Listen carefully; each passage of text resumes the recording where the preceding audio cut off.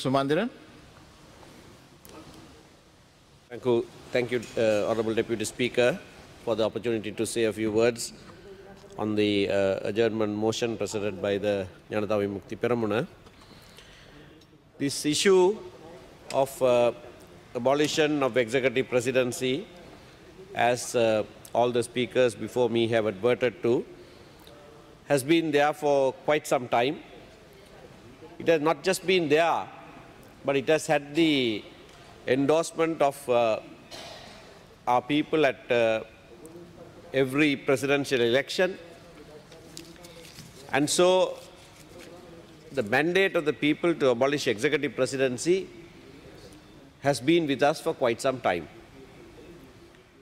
In fact, in 2015, when the presidential election was held, we thought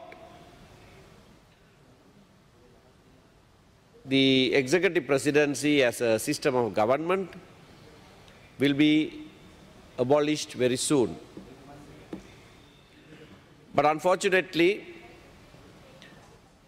through the 19th Amendment, we were able to do only part of what needed to be done. And if one remembers, the day 19th Amendment was passed, repeatedly this House was assured that through a new constitution, whatever that couldn't be accomplished in the 19th Amendment would be addressed and accomplished. Executive presidency, or rather the abolition of executive presidency, is an important element of that. This has dragged for some time, although in the process that we have to draft a new constitution for the country, we have in the interim report suggested that the executive presidency be abolished. In point of fact, at the in arriving at the interim report, in the committee discussions, there was a point at which all parties actually agreed to the abolition. However, subsequently, when political parties made their positions known on various issues, some of the political parties, namely Sri Lanka Muslim Congress, All Ceylon Makkal Congress, and the Tamil Progressive Alliance, made certain reservations with regard to the abolition of executive presidency. The very recent incidents that have happened in this country, I'm sure, have now caused those parties also to reconsider their position with regard to executive presidency. In fact, they have said so, and we should now, without any further delay, abolish executive presidency. But it is not only the abolition of executive presidency. The new constitution that had been promised must be brought. That's a promise to the people. And as an integral part of that, the abolition of the executive presidency also must happen.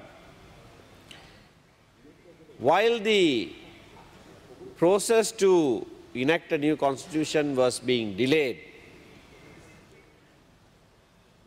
we saw various other events overtaking us. And the conduct of the executive president himself is an important part of that. And so we are here today after almost 2 months of a constitutional crisis that was triggered off by the executive president. the executive president who purported to exercise powers which he did not have, perhaps laboring under the misconception or under wrong advice or the habit that had been formed by the Constitution as it obtained prior to the 19th Amendment. His Excellency the President made certain moves. On the 26th of October, first he purported to remove the Prime Minister in office and purported to appoint another in his place. Now that power that the President had prior to the 19th Amendment was specifically removed from the Constitution through the 19th Amendment. Article 47 enumerated as ABC 3 ways in which a sitting Prime Minister lost that post. 47A was if the President removed the Prime Minister from office. So the President was empowered to remove the Prime Minister from office. That clause, that Article 47A, or 47 rather, now finds place in the Constitution after the 19th Amendment as 46(2). As 46(2).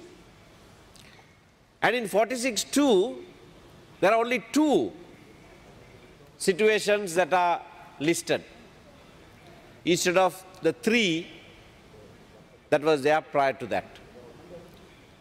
And the one that has been taken out or removed is the power of the President to remove a Prime Minister. So, in the 19th Amendment, quite clearly, the President's power to remove a Prime Minister at will was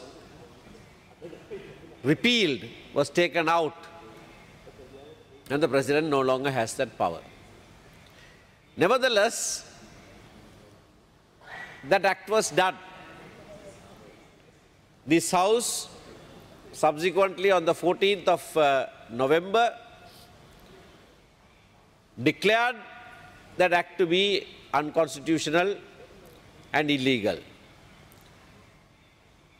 Thereafter, His Excellency prorogued Parliament. He first named 16th of November as the date on which Parliament was to convene subsequent to prorogation. However, subsequently advanced the date to 14th November. But in the meantime, on the 9th of November, he issued certain proclamations. By a proclamation, he purported to dissolve Parliament. Now again, that was a power His Excellency the President had prior to the 19th Amendment. After the expiration of 1 year, if the previous Parliament hadn't been sooner dissolved, the President could dissolve Parliament after 1 year. But in the 19th Amendment, the situation changed drastically, and the power of the President to dissolve Parliament at will was circumscribed, was limited, was restricted, and he couldn't dissolve Parliament for a period of 4.5 years from the first sitting of a Parliament, unless the Parliament itself, by a resolution adopted by 2/3, requested the President to do so. Now, these are all very clearly spelled out in black and white.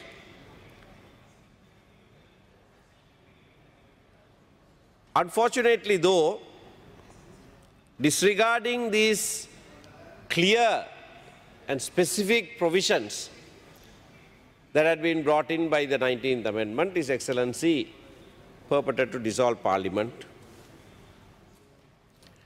and several members of this House and other citizens challenge such act of the President in the Supreme Court.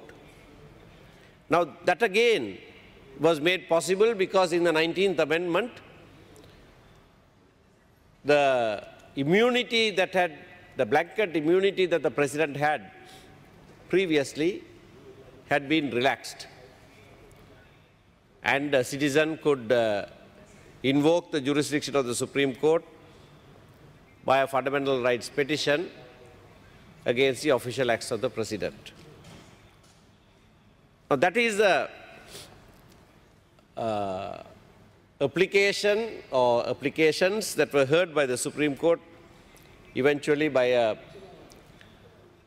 bench of 7 judges, and the unanimous conclusion of those 7 judges is that the President had violated the Constitution when he purported to dissolve Parliament before the expiration of a period of 4.5 years from the date of first sitting of this Parliament. During this process, many people made comments about the 19th Amendment to the Constitution, saying it was hurriedly brought, it was ill-conceived, badly drafted, etc. But if one reads the judgments of the Supreme Court, one can rest assured that there is no such thing. The 19th Amendment is lucid, clear, unambiguous, and had made deep inroads into the powers of the executive president, as promised to the people before His Excellency Maithripala Sirisena contested the 2015 presidential election. In point of fact, in November 2014, when Honorable Maithripala Sirisena addressed a press conference and declared himself to be the joint opposition candidate, the first time he made that declaration, he made 3 promises to the country. The first of those promises is that he would abolish executive presidency. That was the first promise. The second promise was that he would reform the parliamentary election system. And the third was that he would appoint Ranil Wickremesinghe as Prime Minister. Those are the 3 promises that candidate Maithripala Sirisena gave the people of this country in November 2014. And through the 19th Amendment, although we did make serious strides in the direction of abolishing executive presidency, in my opinion, Honorable Deputy Speaker, what we have today can hardly be called executive presidency if you compare it with what we had prior to the 19th Amendment. But unfortunately, no one quite appreciated what had been done through the 19th Amendment. There is very little that the President can do by himself after the 19th Amendment. Even with regard to governance, even with regard to his role in cabinet, his role with regard to appointment of ministers, assignment of subjects and functions, there is very little that he can do unilaterally or as he pleases. 19th Amendment has brought a situation where the President and the Prime Minister must work together. And if they don't, we would have a situation of standoff as we had. So 19th Amendment was only a stopgap, was only a initiative. It could only be something temporary until you did it in full. So if abolition of the executive presidency is a program, we've done halfway or maybe a little further than halfway, but it must be done in full. You can't continue with the 19th Amendment being part of our Constitution for too long.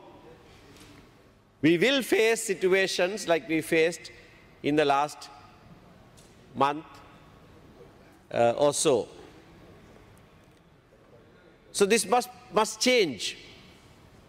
As Honorable Dr. Vikramaratne pointed out, there can't be two centers of power. Now we have under the 19th Amendment. And that must be rectified. And in rectifying that, we must give effect to the mandate that the people of this country had given this parliament. Not only to this parliament, they have been giving this mandate for quite some time, for 2 decades. But at least in this parliament, that must be accomplished. That must be honored. And abolition of executive presidency must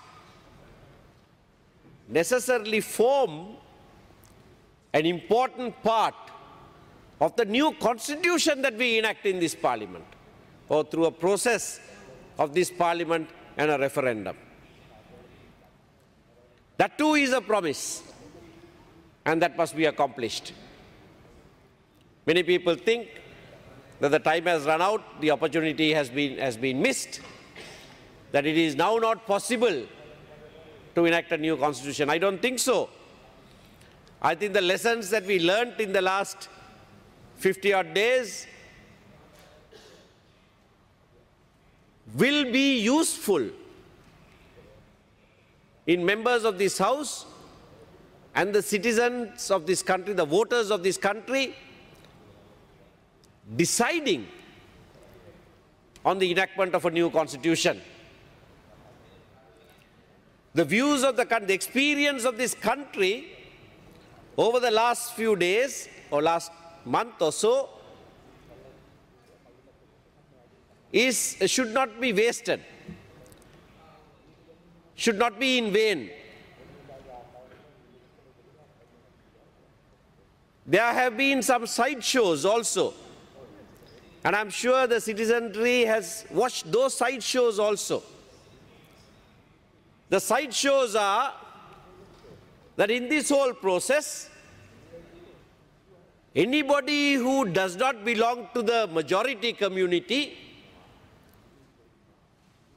has no place or no role to play in the national life of this country.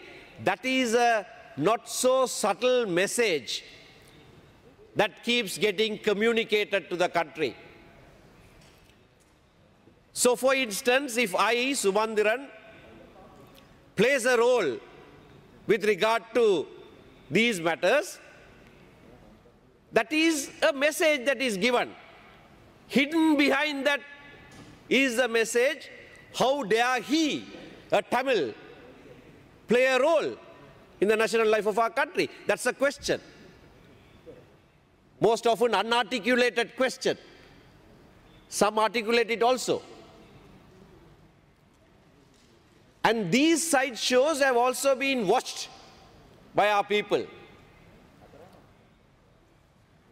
And our people, and when I say our people, I particularly mean the majority community of this country, detest that kind of communalism that is being spewed out venomously by certain politicians. We've had not just these last 2 months' experience, we've had the experience of 3-decade-long bloody war in this country. No one wants to return to those days.